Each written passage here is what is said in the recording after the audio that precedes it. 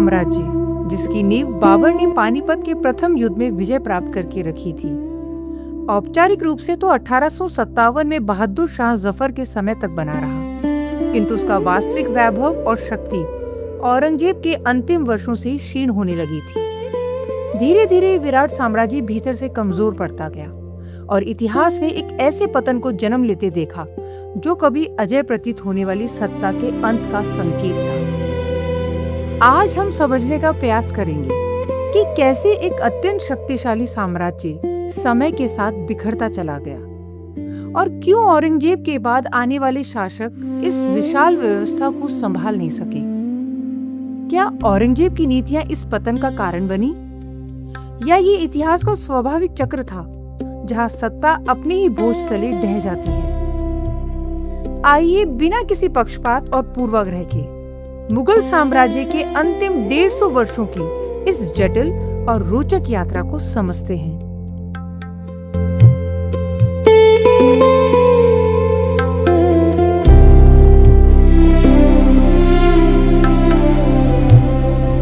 छत्रपति शिवाजी और आलमगीर औरंगजेब के बीच का संघर्ष इतिहास में भली भांति अंकित है। शिवाजी ने मराठाओं में जो स्वाभिमान और प्रतिरोध की भावना जगाई, वो केवल एक क्षेत्र तक सीमित नहीं रही, बल्कि पूरे हिंदुस्तान में विदेशी सत्ता के विरुद्ध एक व्यापक चेतना बनकर उभरी। औरंगजेब के लिए ये केवल एक युद्ध नहीं, बल्कि प्रतिष्ठा का प्रश्न था। उसने संवाद और संतुलन के स्थान पर अहंकारवश संघर्ष का मार्ग चुना, किंतु अपने समस्त प्रयासों के बावजूद वो शिवाजी को कभी पूर्णतः परास्त नहीं कर सका और यही असफलता उसके लिए गहरी चोट बन गई थी। 1680 में शिवाजी की मृत्यु के बाद औरंगजेब को लगा कि अब मराठाओं को दबाना सरल होगा। ये उसकी सबसे बड़ी भूल सिद्ध हुई। उसने दक्कन में अपने अभियानों को और तेज किया, स्वयं वर्षों तक वहीं डेरा डाले रखा और अपने साम्राज्य का अपार धन इस संघर्ष में झोंक दिया था। परंतु शिवाजी द्वारा प्रज्वलित वो चिंगारी अब एक प्रबल अग्नि बन चुकी थी, जिसे औरंगजेब जैसा शक्तिशाली सम्राट भी बुझा नहीं सका। अपने जीवन के अंतिम 3 दशकों में अथक प्रयासों के बावजूद वो मराठाओं को पूर्णतः वश में नहीं कर पाया और इसी संघर्ष ने मुगल साम्राज्य की नींव को भीतर से कमजोर कर दिया था। 1707 में औरंगजेब की मृत्यु के साथ मुगल नीति में एक बदलाव का प्रयास अवश्य हुआ, किंतु तब तक बहुत देर हो चुकी थी।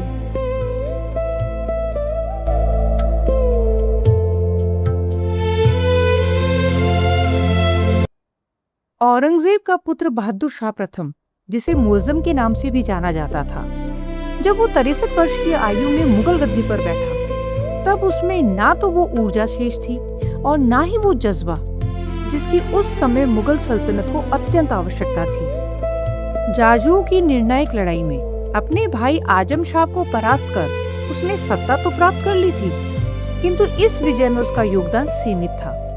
असल भूमिका सैयद बंधुओं की थी, जिनकी शक्ति और प्रभाव अब तेजी से उभर रहे थे। उसका 5 वर्षों का शासन विस्तार करने में नहीं, बल्कि मात्र साम्राज्य की एकता को बचाए रखने के प्रयासों में ही व्यतीत हुआ।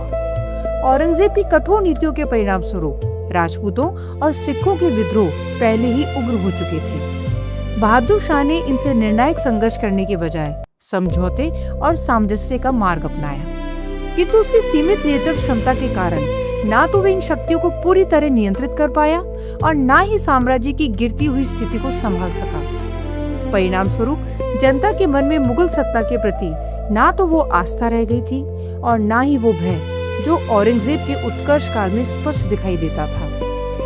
यहीं से मुगल सत्ता की पकड़ धीरे धीरे ढीली पड़ने लगी थी।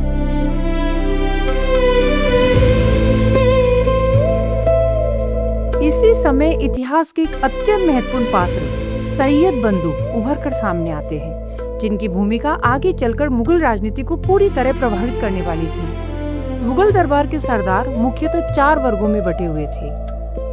तुर्रानी मध्य एशिया, इराक, ईरान सीमांत क्षेत्रों से आए। ईरानी ईरान से आए। अफगानी अफगानिस्तान से आए। हिंदुस्तानी या शेखजादा भारतीय मूल के कुलीन परिवारों से। सैयद बंधु इसी हिंदुस्तानी वर्ग से थे। इन्होंने मुअज्जम को सत्ता दिलाकर उसे मुगल तख्त पर बैठाया था, लेकिन इसके साथ ही वे स्वयं इतने शक्तिशाली हो गए थे कि अब वो केवल सहयोगी नहीं बल्कि सत्ता के वास्तविक संचालक बन चुके थे। आगे चलकर यही सैयद बंधु किंग मेकर के रूप में मुगल इतिहास की दिशा तय करने वाले थे।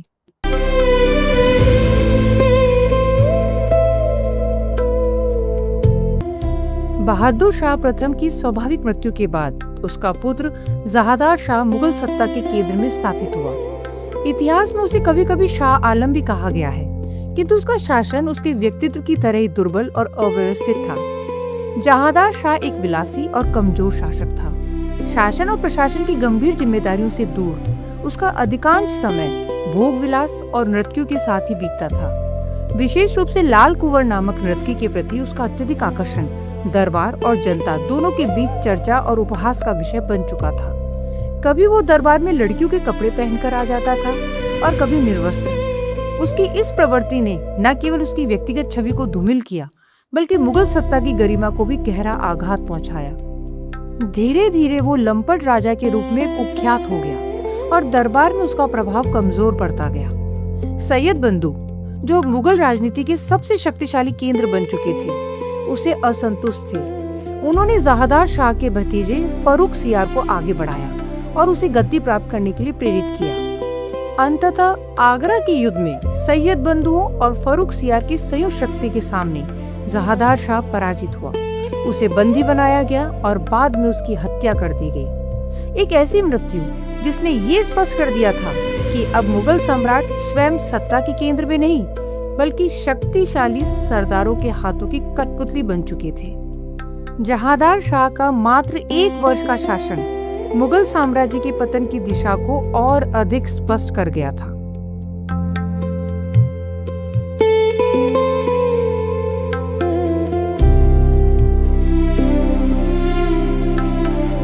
फर्रुख सियार मुगल गद्दी पर सैयद बंधुओं, जो उस समय के वास्तविक किंग मेकर बन चुके थे, उनकी सहायता से गद्दी पर बैठा, किंतु सत्ता प्राप्त करते ही वो स्वयं उन्हीं के हाथों की कठपुतली बनकर रह गया था। उसके शासनकाल की एक अत्यंत महत्वपूर्ण घटना वो थी जिसने आगे चलकर भारत के इतिहास की दिशा ही बदल दी थी। एक अंग्रेज चिकित्सक द्वारा उसका रोग ठीक किए जाने के बदले उसने ईस्ट इंडिया कंपनी को मात्र 3000 रुपए के बदले बंगाल में कर मुक्त व्यापार की अनुमति दे दी थी। यही वो क्षण था जब अंग्रेजों ने पहली बार इस टूटते हुए साम्राज्य में अपने भविष्य की संभावनाएं स्पष्ट रूप से देख ली थी। अब उन्हें समझ आ गया था कि भारत की केंद्रीय सत्ता कमजोर पड़ चुकी है और उन्हें बस एक सही अवसर की प्रतीक्षा थी। बंगाल में उनका व्यापार तीव्र गति से बढ़ने लगा। दिन दूगनी रात चौगुनी प्रगति होने लगी।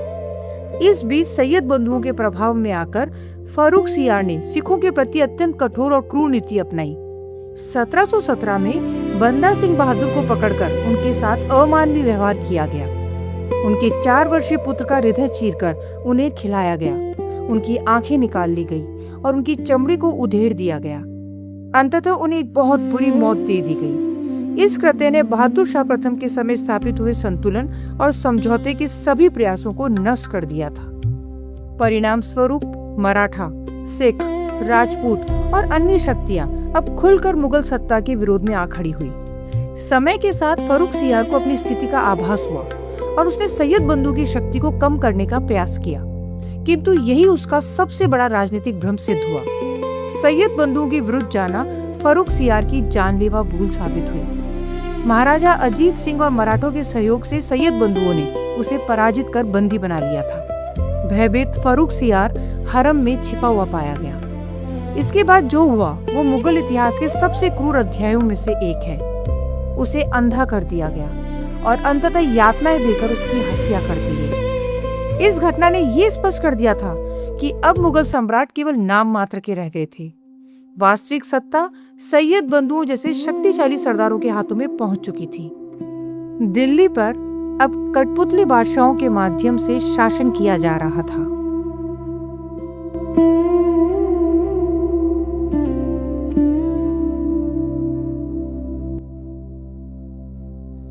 परंतु कहा जाता है कि जिन हाथों पर शाही रक्त के धब्बे लगते हैं उनका अंत भी अधिक समय तक गौरवपूर्ण नहीं रह पाता। सैयद बंधु का भी अंततः यही भाग्य हुआ। औरंगजेब की मृत्यु के पश्चात लगभग 1 दशक तक उन्होंने मुगल सत्ता को दुर्बल बनाकर उसे एक कठपुतली शासन में परिवर्तित करने का प्रयास किया। परंतु 1719 से 20 तक आते आते यही अस्थिरता एक नए परिवर्तन का आधार बन गई। लगातार बढ़ती अव्यवस्था ने स्वयं मुगल शासन को यह बोध करा दिया था कि उसे इस निर्बल और नियंत्रित स्थिति से उबरना होगा। परिणाम स्वरूप एक लंबे और उथल पुथल भरे दौर के बाद परिस्थितियां बदली। जहां पहले सैयद बंधु अपनी इच्छा अनुसार बादशाहों को गद्दी पर बैठाते और हटाते थे, वहीं अंततः मुगल गद्दी मोहम्मद शाह के हाथों में आई, जिसने लगभग 3 दशकों तक शासन कर साम्राज्य को कुछ हद तक स्थिरता प्रदान की। मोहम्मद शाह को 1719 में गद्दी पर बैठाया गया था। प्रारंभ में वो सैयद बंधु की कठपुतली मात्र था, जो उस समय वास्तविक सत्ता की संचालक थी। किंतु पूर्ववर्ती शासकों के विपरीत वो लंबे समय तक इस स्थिति में सीमित नहीं रहा। अन्य प्रभावशाली सरदारों, विशेषतः निजाम उल मुल्क के सहयोग से उसने धीरे धीरे सैयद बंधुओं के प्रभुत्व को समाप्त कर दिया। 1720 से 1722 के मध्य सैयद बंधु राजनीतिक रूप से पराजित हुए। एक की हत्या कर दी गई, जबकि दूसरे को बंदी बनाकर समाप्त कर दिया गया था। इसके साथ ही तथाकथित किंग मेकर युग का अंत हुआ और कई वर्षों बाद सम्राट ने पुनः कुछ वास्तविक सत्ता प्राप्त की। मोहम्मद शाह को रंगीला कहा जाता है क्योंकि उसे संगीत, नृत्य, काव्य तथा ललित कलाओं से गहरा लगाव था।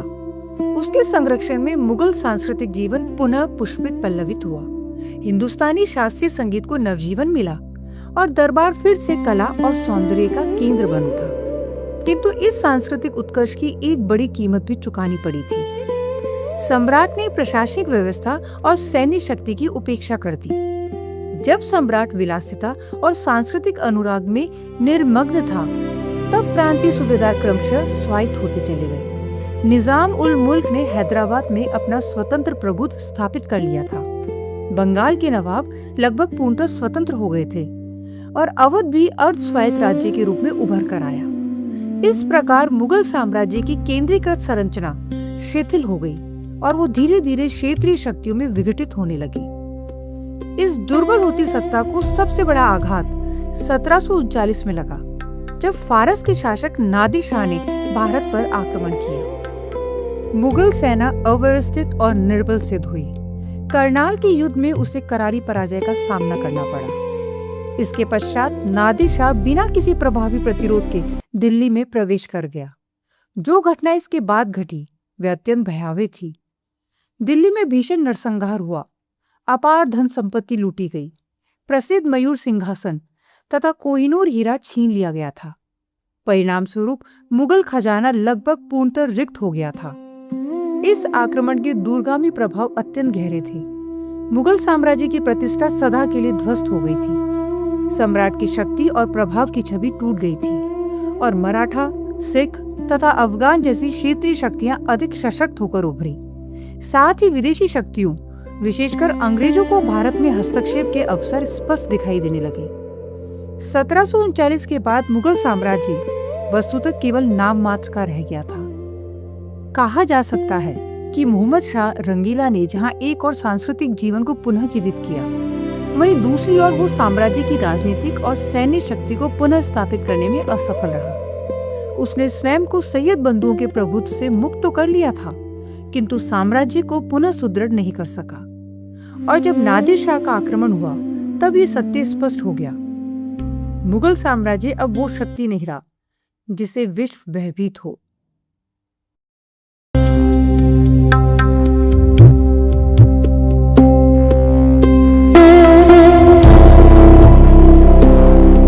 यदि आपने यहाँ तक ध्यानपूर्वक सुना है, तो निस्संदेह ये ऐतिहासिक घटनाक्रम आपको रोचक लगा होगा।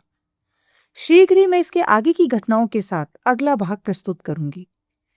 तब तक के लिए बने रहिए मेरे साथ, मेरे YouTube चैनल निशा शास्त्री ऑडियो स्टोरीज पर। Thank you.